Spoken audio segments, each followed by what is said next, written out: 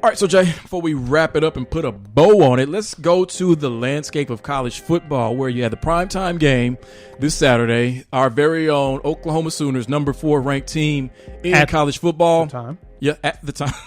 Right, exactly. At the time, hosting West Virginia, the West Virginia Mountaineers. And OU squeaked by in a win. Most of you know this. They won 16-13. Spencer Rattler went for 256 yards, 1 touchdown, and 1 pick.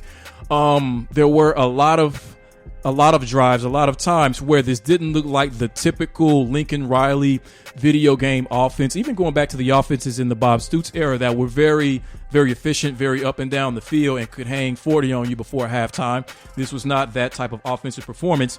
And there was a point in the game, Jay, where the student section for OU could be heard chanting for Caleb Williams, the 5-star quarterback who is behind Spencer Rattler, who looks to be the heir apparent whenever Rattler leads the team. But they were calling for Caleb Williams to get in there and replace Spencer Rattler.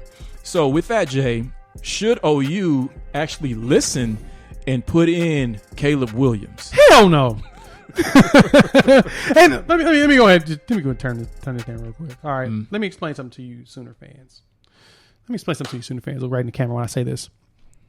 You're spoiled. You're acting like a petulant child right now. You're spoiled rotten. You're used to offenses that are super explosive and all this jazz and all this, that, and the other. I do wish Oklahoma was more like Alabama, where they just had a nice little factory of just dominance that keeps just being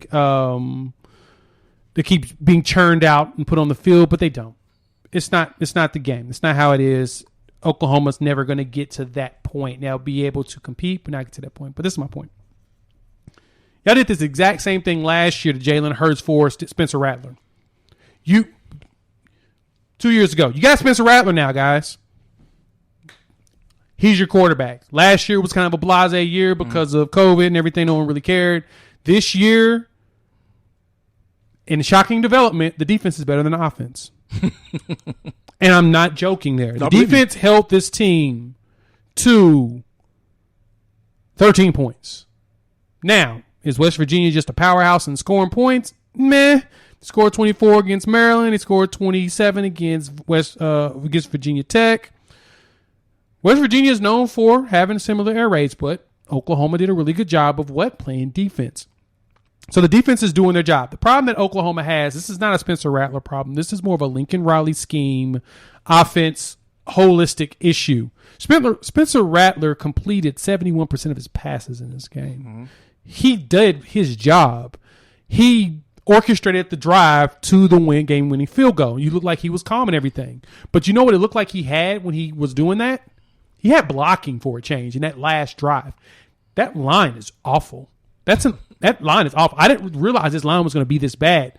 This may question the opportunity to go to the national championship because the line can't block. And so if the defense is playing good, but the offensive line can't keep the quarterback from having to quickly tuck, because he's been tucking and trying to run, and he's not a scrambler. He's not a dual threat. He is a pocket passing quarterback. It's obvious because he can't get past nobody at all. Now, Caleb could probably do better at that, but Caleb would also be tucking and running nonstop. And eventually teams are going to be prepared for that, especially if the offensive line's not blocking. That's your problem. That's one thing. Two, the receivers are not getting open as fast as they used to. And you got to remember, in the way that Lincoln Riley's setup is, his scheme has always been the play develops, then the wide receivers are just butt naked open. But it takes time to do that. And what do they not have? Time.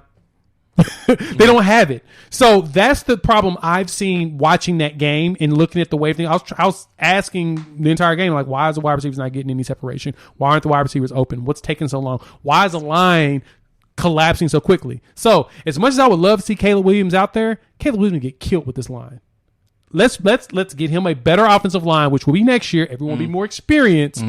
They'll be better prepared next year. But this year, nah. Don't put the freshman out there just so he can get killed. That makes no sense. You know, when I talked in the news segment about all of the ranked teams that got popped this weekend, right? You know, and we know that in this type of a game, one of those teams could have been OU, but it wasn't they won the game. I think you have to appreciate that this is going to be that type of season where you're going to see things like that. We're still in a sense, we're a little bit more back to normal in college football, but we're still dealing with COVID. It's still a strange year, still a strange time, and we've seen some strange results already through 4 weeks in college football. So you can't look at this season the way you would in seasons past where it's clean, because things tend to happen in more of an ordered fashion where your blue bloods, your traditional powerhouse programs eventually don't go through certain things that they seem to be going through this season. So I say that to say you cannot compare this season, and this is part of what you were saying too, you can't compare this season or this team to any other version of an OU team. And you really shouldn't, because clearly this team plays different. Like you said, it's probably been well over 2 decades since the OU defense is better than the offense. But if you say that out loud, you should appreciate that, because what does everybody say every single year, especially when they lose, is OU's defense. They'll never have a defense. Bring Rip Venables back, blah, blah, blah, blah, blah. They finally have a really good defense that has given up 16 points in this last game and 13 points in the game before that. And when you think about it, too, as they make this transition into the SEC, whenever it will be, there are going to be more games like this against more teams who play sort of more pro style as opposed to spread offenses. So you're going to have to get comfortable and get used to winning games like this. So that they're doing it now actually helps them, because we know that this Lincoln Riley team, if you have faith in him and you love him as your coach and you've seen what he's done just in the short time that he's been the coach of OU, it seems like a short time, but it's been, 5-6 years maybe? Yep. You know that he's going to figure this out. Good. You know that he's going to get the offense back to at least around the 28 to 30 point mark, maybe beyond. We're used to them scoring in the 40s consistently. But while he's doing that, it's good to know that this defense is probably right where they need to be. They're finally getting to the point that they've needed to be, to where if we had the defense like this, then in seasons past, we probably would have been competing for more championships, not just going to the playoffs, but actually getting to the championship game. So you should feel glad. Look at the silver lining. Finally, we've got a defense that can start to intimidate people, that can start to get stops and make the job easier on the offense, which will become even easier once they figure out what is causing them to stall. Yeah. So I like it. I like what I'm seeing. Yeah, I think long term they'll be fine. Last year he took a while to get going. In the beginning of the season he looked atrocious, but the last 7 games of last season he threw 15 touchdowns, 2 interceptions in the final 7 games, and he started to show flashes of that brilliance that we thought that he was going to be the Heisman favorite for. Mm-hmm. I think they can get back to that, but what they're going to have to do is start working toward that. Like now, they need to start figuring out what they need to tweak on the offensive line. If they can give Rattler time, I believe that he'll be just fine as far as leading this team to the playoff. Mm-hmm. There's no reason for OU to not go undefeated this year. It's set perfectly for them to go undefeated. All Rattler needs to do is make better decisions, which decision making has never been his best asset. True. But if he gets out there and makes better decisions, and he takes his time to really get and let the plays develop, and Riley needs to create some plays that develop faster now. Mm-hmm. Go ahead and use that 5-star speed that you have. You got a ton of 5 stars out there. Put them 5 stars to work in those high 4 stars.